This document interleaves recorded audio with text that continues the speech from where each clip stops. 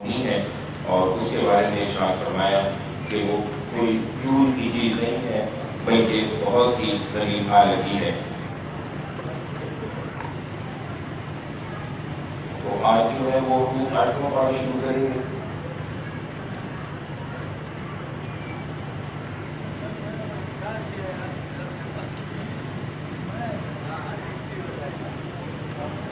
اور فرمایا کہ وَلَوْ أَنَّنَا نَزَّلْنَا، کہ اگر ہم ان کی طرف فرشتے بھی اتار دیتے اور مردے بھی ان سے باتیں کرنے لگتے اور دنیا کی سب چیزیں ان کے سامنے گروہ در گروہ جمع کر دیتے جب بھی یہ ماننے والے نہیں تھے، یعنی یہ اب مکمل طور پہ جو ہے وہ انکار کر چکے ہیں اور انہوں نے فیصلہ کر لیا ہے کہ اپنے رسول کی بات کو نہیں سننا، اور یہ جان چکے ہیں کہ یہ خدا کی طرف سے سچے رسول ہیں۔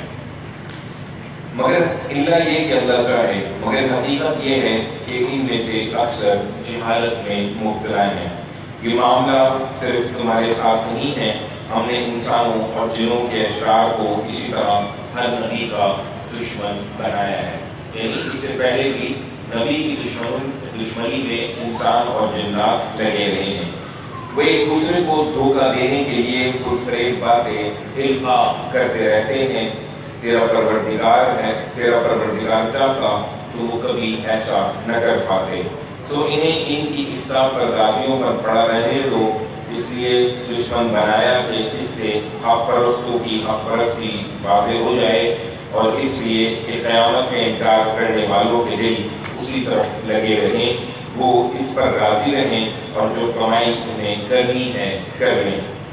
تم مجھ سے جھگڑ رہے ہو تو بتاؤ کہ میں اللہ کے سوا کوئی اور فیصلہ کرنے والا تلاش کروں، دراصل کہ وہی ہے کہ جس نے تمہاری طرف یہ کتاب اتاری ہے، جس میں دین و شریعت سے متعلق ہر چیز کی تفصیل ہے۔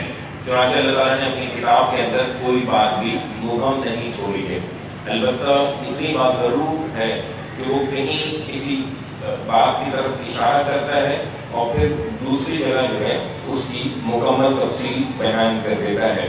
اور جنہیں ہم نے اس سے پہلے کتاب عطا فرمائی وہ جانتے ہیں کہ یہ تمہارے پروردگار کی طرف سے حق کے ساتھ اتاری گئی ہے، لہذا شک کرنے والوں میں شامل نہ ہو جاؤ۔ تمہارے پروردگار کی بات ان لوگوں کے حق میں سچائی اور انصاف کے ساتھ پوری ہو گئی ہے، اس کی باتیں کوئی تبدیل نہیں کر سکتا، اور وہ زمین و علیم ہے۔ زمین والوں میں زیادہ ایسے ہیں کہ ان کی بات مانو گے تو تمہیں خدا کے راستے سے بھٹکا کر چھوڑ دیں گے، یہ محض گمان پر چلتے ہیں اور اٹکل دوڑاتے ہیں۔ حقیقت یہ ہے کہ تمہارا پروردگار خوب جانتا ہے کہ کون اس کی راہ سے بھٹک چکا ہے، اور جو سیدھی راہ پر ہیں وہ انہیں بھی خوب جانتا ہے۔ یعنی یہ فیصلہ کہ کون ہدایت پر ہے اور کون ہدایت سے بھٹک چکا ہے، یہ صرف فیصلہ اللہ کے کرنے کا کام ہے، یہ کام لوگوں کے کرنے کا نہیں ہے۔ سو پرواہ نہ کرو اور اس کی آیتوں پر ایمان رکھتے ہو تو جن جانوروں پر اللہ کا نام لیا گیا ہے انہیں بغیر کسی تردد کے کھاؤ، اور تم ان چیزوں میں سے کیوں نہ کھاؤ جن پر اللہ کا نام لیا گیا ہو، دراحال کہ اس نے جو کچھ تم پر حرام ٹھہرایا ہے وہ اپنی کتاب میں تمہارے لیے تفصیل سے بیان کر دیا ہے۔ جس جانور پر اللہ کا نام لے لیا جائے اور اس کو ذبح کر دیا جائے تو اس کو بغیر کسی تردد اور شک کے کھاؤ، اور جو حرام چیزیں ہیں وہ ہم نے تمہیں تفصیل سے اپنی کتاب میں بیان کر دی ہیں، اس استثناء کے ساتھ کہ تم کسی چیز کو کھانے کے لیے مجبور ہو جاؤ۔ حقیقت یہ ہے کہ زیادہ لوگ بغیر کسی علم کے اپنی بدعتوں کے ذریعے سے گمراہی پھیلاتے ہیں، ان حد سے بڑھنے والوں کو تیرا پروردگار خوب جانتا ہے۔ تم اس گناہ کے ظاہر و باطن دونوں کو چھوڑ دو۔ جو لوگ اس گناہ کا احتساب کرتے ہیں وہ قریب اپنی اس کمائی کا بدلہ پا لیں گے، اور ان جانوروں میں سے بھی ہرگز نہ کھاؤ جن پر اللہ کا نام نہیں لیا گیا۔ یعنی پہلے تو یہ بات گزری کہ جس پر اللہ کے نام کے سوا کوئی اور نام لیا گیا ہے اس کو تو نہ کھاؤ، وہ حرام ہے۔ اب یہ بتایا جا رہا ہے کہ جو بغیر کسی نام کے، جس پر کسی کا نام نہیں لیا گیا اور اللہ کا نام نہیں لیا گیا، اس کو بھی نہ کھاؤ، وہ بھی منع ہے۔ بے شک یہ نافرمانی ہے اور شیاطین اپنے ایجنڈوں کو القاء کر رہے ہیں کہ وہ اس معاملے میں تم سے جھگڑیں، اس لیے متنبہ رہو کہ اگر ان کا کہا مانو گے تو تم بھی مشرک ہو کر رہ جاؤ گے۔ تم ان کی پرواہ نہ کرو، کیا جو مردہ تھا پھر ہم نے اسے زندہ کر دیا اور اس کو ایک ایسی روشنی عطا فرمائی جسے وہ لوگوں کے درمیان لے کر چل رہا ہے۔ اس شخص کی مانند ہو جائے گا جس کا حال یہ ہے کہ تاریکیوں میں پڑا ہوا ہے، کسی طرح ان سے نکلنے والا نہیں ہے۔ ان منکروں کے اعمال ان کے لیے اسی طرح خوشنما بنا دیے گئے ہیں۔ ہر بستی میں اس کے بڑے بڑے مجرموں کو ہم نے اسی طرح ڈھیل دی کہ اس میں اپنی چالیں چل لیں۔ یہ چالیں اپنے ساتھ ہی چلتے ہیں مگر انہیں اس کا احساس نہیں تھا۔ جب ان کے سامنے کوئی آیت آتی تو کہتے کہ ہم ہرگز نہ مانیں گے جب تک وہی ہم کو نہ دیا جائے جو اللہ کے رسولوں کو دیا گیا ہے۔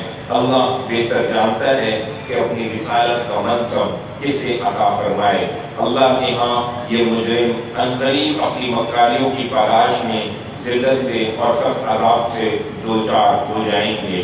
یہ ہدایت پانے والے نہیں ہیں، اس لیے کہ اللہ اپنے قانون کے مطابق جس کو ہدایت دینا چاہتا ہے اس کا سینہ اسلام کے لیے کھول دیتا ہے، اور جسے گمراہ کرنا چاہتا ہے اس کا سینہ تنگ کر دیتا ہے اور ایسا بھیجتا ہے گویا اسے آسمان میں چڑھنا پڑ رہا ہے۔ اللہ اسی طرح ان لوگوں پر ناپاکی مسلط کر دیتا ہے جو ایمان نہیں لاتے، یعنی جن کے سامنے ایمان کھول کر بیان کر دیا جائے اور اللہ کی کتاب اور اس کی آیتوں کو تفصیل سے بیان کر دیا جائے اور پھر وہ جان کے دوسرے انکار کر دیں تو اللہ ان پر ناپاکی مسلط کر دیتا ہے۔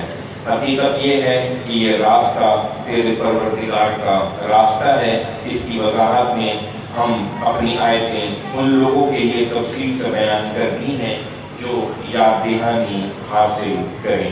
ان کے اعمال کے سلسلے میں ان کے پروردگار کے ہاں ان کے لیے سلامتی کا گھر ہے اور وہ ان کا کارساز ہے۔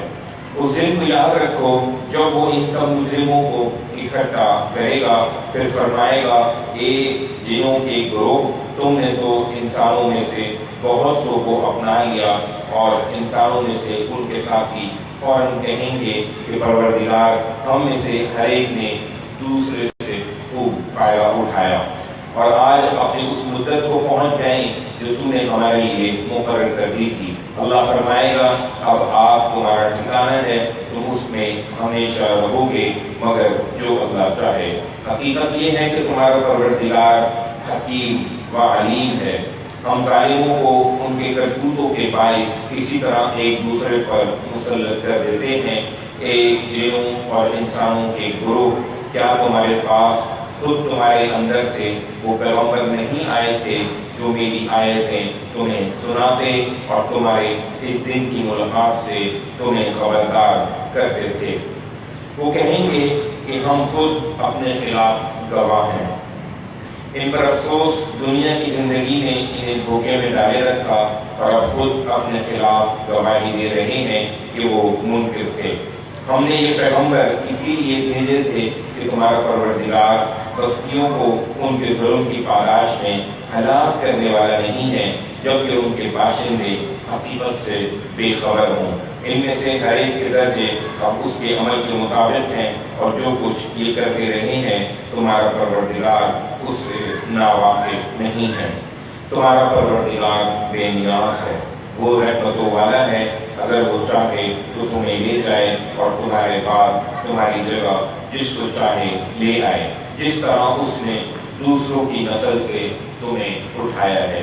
یاد رکھو جس چیز کا وعدہ تم سے کیا جا رہا ہے وہ آ کر رہے گی اور تم خدا کو عاجز نہیں کر سکتے۔ اے پیغمبر کہہ دو کہ میری قوم کے لوگوں، تم اپنے طریقے پر چلو، میں اپنے طریقے پر چل رہا ہوں۔ سون قریب تم جان لو گے کہ انجام کار کی کامیابی کسے حاصل ہوتی ہے۔ حقیقت یہ ہے کہ ظالم کبھی فلاح نہیں پائیں گے۔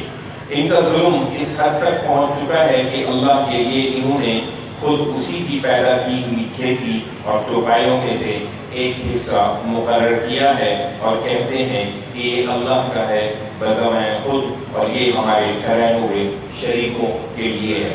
یعنی خود جو ہے اپنی مرضی سے تقسیم کر دی ہے، اللہ کے لیے بھی کچھ حصہ کر دیا ہے اور اپنے دوسرے معبودوں کے لیے بھی کچھ حصہ ٹھہرا دیا ہے.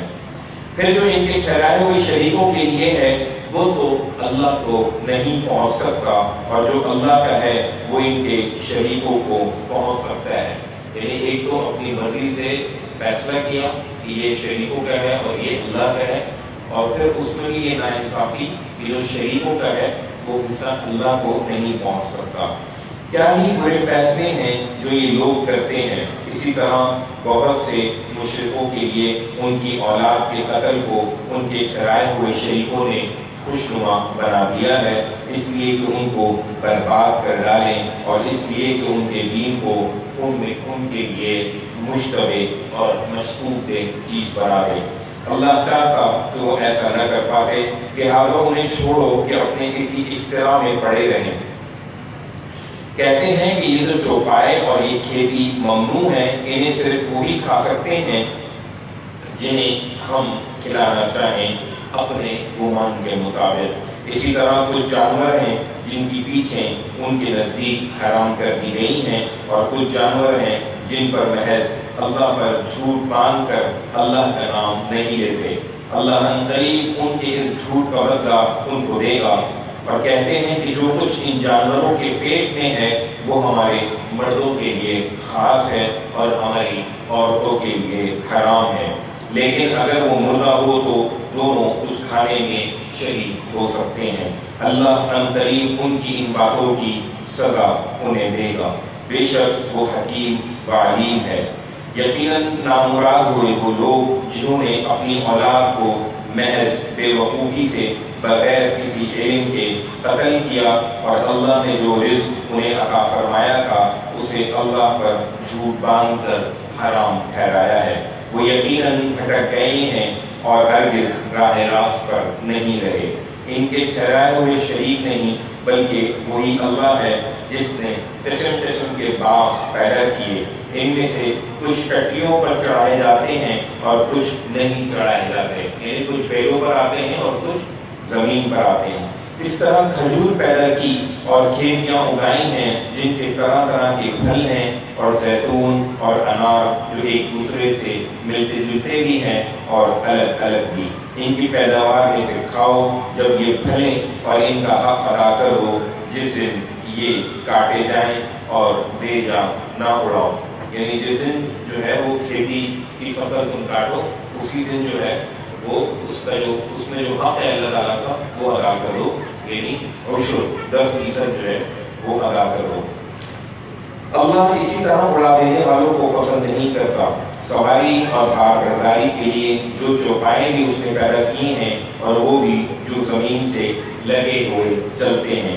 اللہ نے جو کچھ تمہیں بخشا ہے اس سے فائدہ اٹھاؤ، اور شیطان کے نقش قدم کی پیروی نہ کرو، وہ تمہارا کھلا دشمن ہے. تم ان چوپایوں میں سے 8 نر مادہ کر لو، 2 بھیڑ کی قسم سے اور 2 بکری کی قسم سے.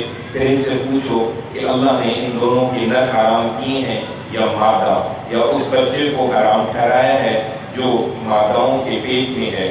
مجھے کسی سند کے ساتھ بتاؤ اگر تم سچے ہو. یعنی جو تم حرام کی ہوئی چیزیں بیان کر رہے ہو اس کی کوئی سند یا دلیل ہے تو بتاؤ. اسی طرح 2 اونٹ کی قسم سے اور 2 گائے کی قسم سے پھر پوچھو کہ اللہ نے ان دونوں کے نر حرام کیے ہیں یا مادہ، یا اس بچے کو حرام ٹھہرایا ہے جو ماداؤں کے پیٹ میں ہے. کیا تم اس وقت حاضر تھے جب اللہ نے تمہیں اس کی ہدایت فرمائی تھی؟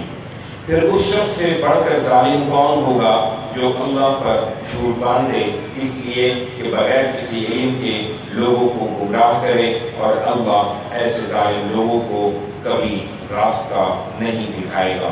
ان سے کہہ دو کہ اے پیغمبر، جو وحی میرے پاس آئی ہے اس میں تو میں نہیں دیکھتا کہ کسی کھانے پر کوئی چیز حرام کی گئی ہے جسے وہ کھاتا ہے، سوائے اس کے کہ وہ مردار ہو یا بہایا ہوا خون ہو یا سور کا گوشت ہو، اس لیے کہ یہ ناپاک ہیں، یا خدا کی نافرمانی کر کے کسی جانور کو اللہ کے سوا کسی اور نام پر ذبح کیا گیا ہو۔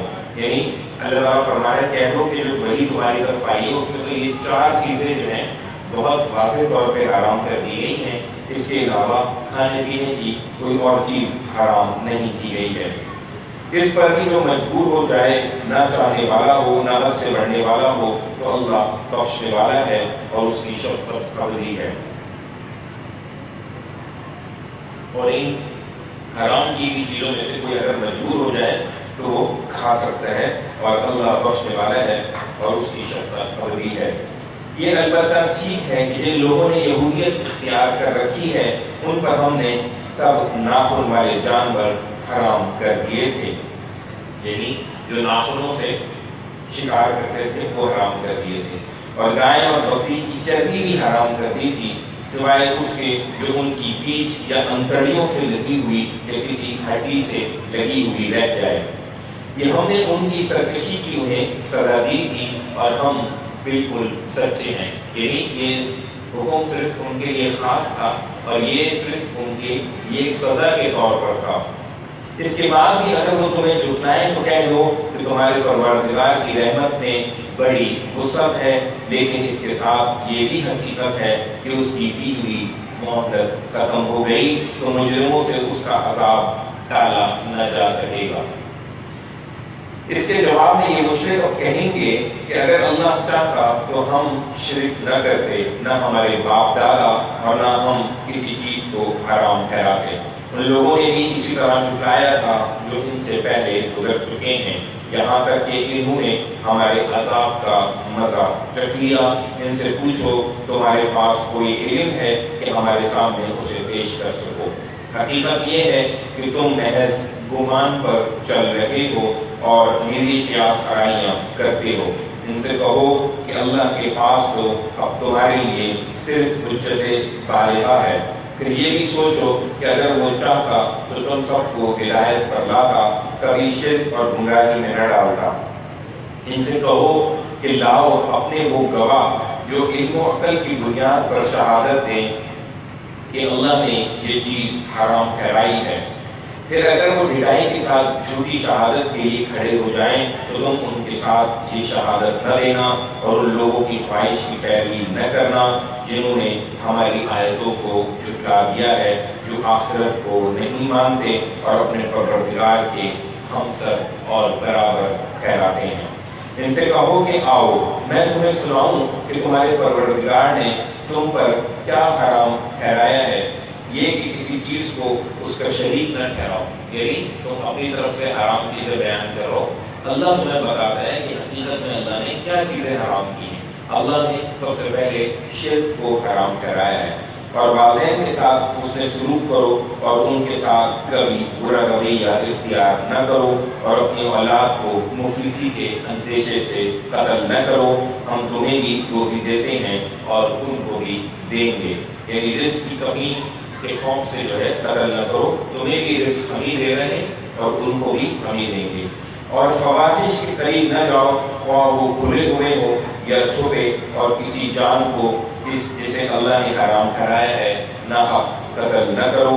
یہ باتیں ہیں جن کی اللہ نے تمہیں ہدایت کی ہے تاکہ تم سمجھ سے کام لو، اور یہ کہ تم یتیم کے مال کے قریب نہ جاؤ، یہ بھی اللہ نے حرام ٹھہرایا ہے، مگر ایسے طریقے سے جو اس کے لیے بہتر ہو، یہاں تک کہ وہ سنے رشد کو پہنچ جائے، یعنی سمجھداری کی عمر کو پہنچ جائے۔ اور ناپ تول انصاف کے ساتھ پوری رکھو، ہم کسی جان پر اس کی استطاعت سے زیادہ بوجھ نہیں ڈالتے، یعنی ناپ تول کے ساتھ انصاف کرو، جو بھی دینے اور لینے کا اور ناپنے کا تم نے پیمانے مقرر کیے ہیں اس کو پورا کرو۔ ہم کسی جان پر اس کی استطاعت سے زیادہ بوجھ نہیں ڈالتے، یعنی ہم نے انسانوں کو اور مسلمانوں کو جو احکام دیے ہیں وہ احکامات بنفس نفیس خود ایسے ہیں کہ جس کو انسان خوبی کے ساتھ انجام دے سکتا ہے بغیر کسی مشقت میں پڑا ہوا۔ اور جب بات کہو تو حق کی بات کہو، اگرچہ معاملہ اپنے کسی رشتہ دار ہی کہو، اور اللہ کے عہد کو پورا کرو۔ یہ چیزیں ہیں جن کی اللہ نے تمہیں ہدایت کی ہے تاکہ تم یاد دہانی حاصل کرو۔ اور فرمایا کہ یہی میرا راستہ سیدھا راستہ ہے، سو اسی کی پیروی کرو اور دوسرے راستوں پر نہ چلو کہ وہ تمہارے پروردگار کی راہ سے تمہیں الگ کر دیں۔ یہ باتیں ہیں جن کی اس نے تمہیں ہدایت کی ہے تاکہ اس کی گرفت سے تم بچے رہو۔ یہ ابراہیم کا دین ہے۔ اس کے بعد پھر ہم نے موسیٰ کو کتاب عطا فرمائی، اس پر اپنی نعمت پوری کرنے کے لیے جس نے خوبی اختیار کی تھی۔ دین و شریعت سے متعلق ہر چیز کی تفصیل کے طور پر اور ہدایت و رحمت بنا کر، اس لیے کہ لوگ اپنے پروردگار کی ملاقات پر ایمان لائیں۔ اور اب یہ کتاب ہے جو ہم نے اتاری ہے، خیر و برکت والی ہے، سو اس کی پیروی کرو اور خدا سے ڈرتے رہو تاکہ تم پر رحمت کی جائے۔ یعنی خدا کی رحمت اس کتاب پر عمل کرنے کی وجہ سے ہی نازل ہوگی۔ اس لیے اتاری ہے کہ مبادا تم کہو کہ کتاب تو ہم سے پہلے کے 2 گروہوں پر اتاری گئی تھی اور ہم نے پڑھنے پڑھانے سے بالکل بے خبر تھے۔ یعنی یہ نہ کہو کہ ہم سے پہلے یہود اور نصارہ تھے، ان پر کتاب اتری تھی، ہم پر تو کوئی کتاب نہیں اتری، تو اللہ نے تم پر کتاب اتار کر اپنی حجت کو پورا کر دیا۔ یہ کہو کہ اگر ہم پر کتاب اتاری جاتی تو ہم تم سے زیادہ ہدایت یافتہ ہوتے، چنانچہ تمہارے پروردگار کی طرف سے ایک واضح حجت اور ہدایت پر رحمت تمہارے پاس آ گئی ہے۔ اب تم سے بڑھ کر ظالم کون ہوگا جو اللہ کی آیتوں کو جھٹلا دیں اور ان سے منہ موڑے؟ جو لوگ ہماری آیتوں سے منہ موڑ رہے ہیں انہیں اس روح گردانی کی پاراش میں ہم عنقریب نہایت بری سزا دیں گے۔